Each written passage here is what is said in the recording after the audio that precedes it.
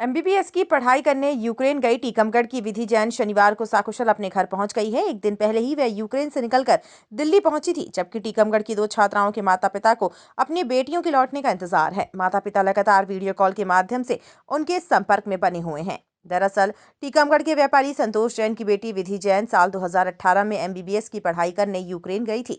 इस साल जनवरी माह में वह टीकमगढ़ आई थी और फरवरी में वापस यूक्रेन लौट गई। विधि ने बताया कि वह एमबीबीएस 4th ईयर की छात्रा है। करीब 15 दिन पहले जैसे ही यूक्रेन के हालात खराब हुए तो उन्होंने 14 फरवरी को वापसी का रिजर्वेशन करा लिया था, लेकिन 23 फरवरी को अंतिम फ्लाइट से वह भारत लौट आई। कजाकिस्तान होते हुए 25 फरवरी को ही वह दिल्ली पहुंची थी और आज टीकमगढ़ अपने घर आ गई हैं। बेटी के सकुशल घर लौटने पर घर में खुशी का माहौल है।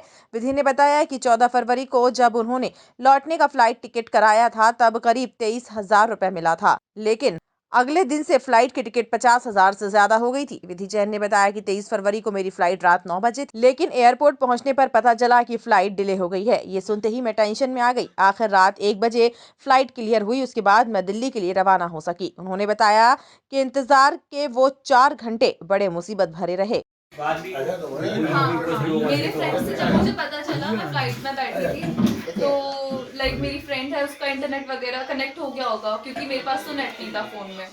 तो उसने बोला कि हम लोग जैसे ही वहाँ से निकले तो कीव में अटैक्स शुरू हो गए। बोरिस्पोल एयरपोर्ट से आई थी मैं, तो वहाँ पे अटैक शुरू हो गए। मतलब जैसे ही आप दिल्ली स्टेशन पे पहुंचे? नहीं, विधि जैन है। आप यूक्रेन में फंसी थी, कब पढ़ाई करने गई, क्या वहाँ के हालात हैं, तो कैसे आप निकल के आई और लोगों को जो वहाँ पे फंसे हैं क्या संदेश देना चाहिए?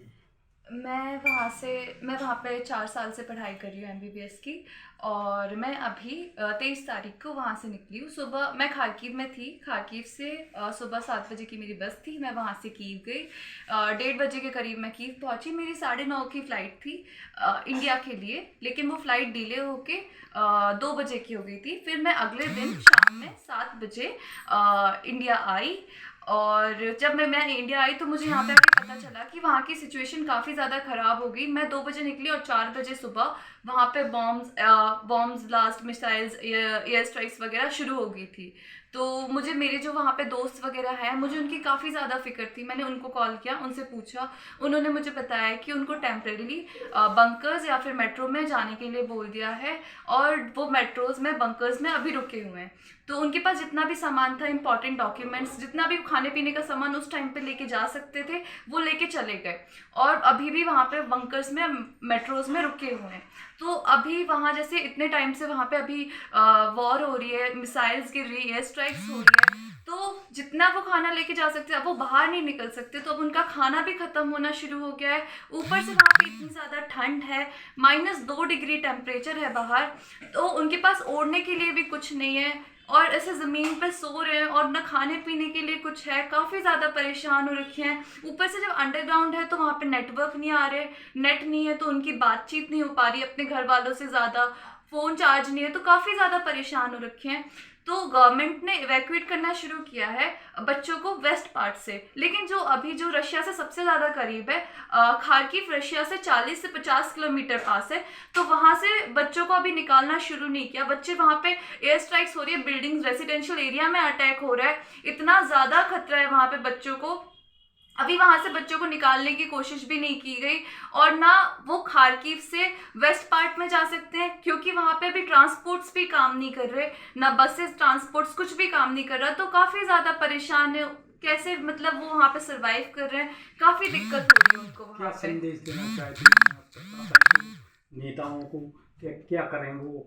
मैं उनसे ये कहना चाहती हूँ कि आप ईस्ट पार्ट पे थोड़ा ध्यान दीजिए। वहाँ पे भी काफ़ी ज़्यादा भारतीय फंसे हुए हैं, जो अभी काफ़ी ज़्यादा परेशान है। वहाँ पे इतनी खतरा है, अटैक्स वहाँ पे ज़्यादा हो रहे हैं, एयर स्ट्राइक्स और बॉम्ब्स। वो लोग मतलब अंडरग्राउंड है, फिर भी उनको बॉम्ब्स एंड ऑल की वाइब्रेशंस। बहरहाल बेटी के घर आ जाने के बाद परिजनों ने राहत की सांस ली। टाइम 8 मध्य प्रदेश के लिए ब्यूरो रिपोर्ट। मैं हूं सीमा वर्मा और आप देख रहे हैं टाइम 8 मध्य प्रदेश। अगर अब तक आपने टाइम 8 मध्य प्रदेश को सब्सक्राइब नहीं किया है तो चैनल को सब्सक्राइब कर लें। इसके साथ ही चैनल को लाइक, फॉलो और शेयर करना बिल्कुल ना भूलें। हमें इंतजार रहता है आपके कमेंट्स का।